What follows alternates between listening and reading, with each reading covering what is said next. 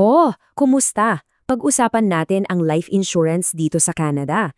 Siguradong narinig mo na to, lalo na kung bago ka pa lang dito o, nagpaplano para sa future. Pero ano nga ba talaga yan? Para ba sa'yo? Yan ang aalamin natin ngayon. Hihimayin natin to step by step. Tara! So, 23 million. Yan ang bilang ng mga taga-Canada na may life insurance. Grabe, di ba? Hindi yan biro. Ibig sabihin, hindi lang to pangmayaman, isa itong parang essential financial tool na para sa halos lahat ng pamilya dito. So, ang tanong, bakit? Bakit ang dami-daming kumukuha nito? Well, hindi lang to basta-basta pag-ipon na may mas malalim na dahilan sa likod niyan.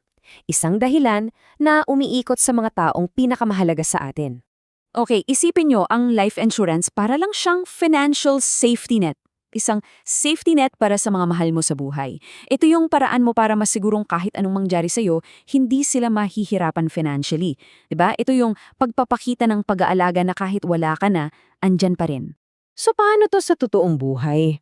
Ito, yung perang matatanggap ng pamilya mo at take note tax-free yan, pwede nilang gamitin para palitan yung kita mo para tuloy pa rin ang buhay. Pwedeng pambayad ng mortgage para siguradong may bahay pa rin sila, pambayad ng tuition ng mga anak, o kahit para lang sa mga pang-araw-araw na gastusin. Basically, ito yung peace of mind, kapayapaan ng isip na alam mong okay sila. Okay, so gets na natin yung bakit. Ngayon, punta naman tayo sa ano. Ano ba talaga ang life insurance? Yung pinakang basic definition niya. Don't worry, gagawin nating sobrang simple lang nito. Basically, isa siyang kontrata, okay? Isang kasunduan sa'yo at sa isang insurance company.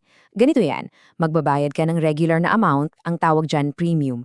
Tapos, in exchange, pag nawala ka, yung insurance company magbibigay sila ng isang malaking halaga ng pera, tax-free yan sa kung sino man yung pinili mo. Sila yung beneficiaries mo. Ang simple lang ng konsepto, pero yung impact, sobrang laki. Alright, dito na ngayon medyo nagiging interesting. Kasi hindi lang iisa ang klase ng life insurance. May dalawang pangunahing klase, dalawang landas na pagpipilian mo. At yung desisyon mo, nakadepende talaga yan sa needs mo at syempre, sa budget. Okay, let's break it down. Yung una, term life insurance. Isipin mo parang nagrerenta ka ng proteksyon. Kumuha ka ng proteksyon para sa isang specific na panahon, sabihin na nating 10 or 20 years. Mas mura to. Kaya perfect kung kailangan mo lang ng proteksyon habang, for example, pinapalaki mo yung mga anak mo. Sa kabilang side naman, andyan ang permanent life.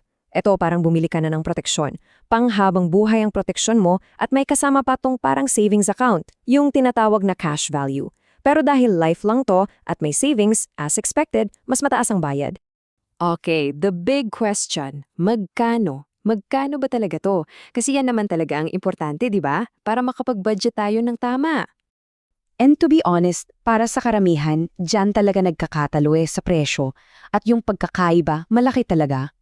Tingnan natin tong example. For a 30-year-old woman, okay, para sa kalahating $1,000,000 na coverage, yung 20-year term life, aabot lang ng mga $187 per year. Yes, per year. Ngayon, yung katumbas na permanent o whole life policy, nasa $4,000. Wow! Yan yung sinasabi kong malaking pagkakaiba. Dito mo makikita kung gaano ka-accessible yung term insurance para sa napakaraming pamilya. Ang laking proteksyon para sa presyong abot kaya. Pero siyempre, sample lang yan ha. Yung actual na babayaran mo, depende sa'yo. Tinitingnan ng mga insurance companies yung edad mo, yung health mo, kung naninigarilyo ka ba or nagve-vape, at pati yung trabaho mo.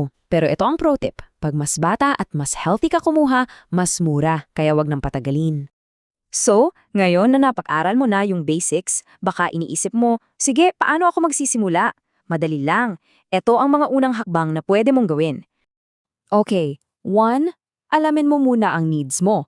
Magkano yung mga utang mo, yung mga future expenses, magkano yung kikitain mo na kailangan palitan. Number 2. Based dyan, mag-decide ka na kung magkanong coverage ang kailangan, magkano yung safety net na gusto mong iwan. And 3, piliin mo na yung path mo. Term ba o permanent? Alin yung swak sa budget at sa mga plano mo sa buhay? It's really about planning ahead para sa peace of mind ng pamilya mo. Alam mo, minsan, medyo overwhelming tong mga tono, ang daming pagpipilian. Kaya yung pinaka-the best na gawin, honestly, ay makipag-usap sa isang lisensyadong professional. Sila kasi yung makakatulong sa'yo na i-tailor fit yung plano para sa'yo talaga.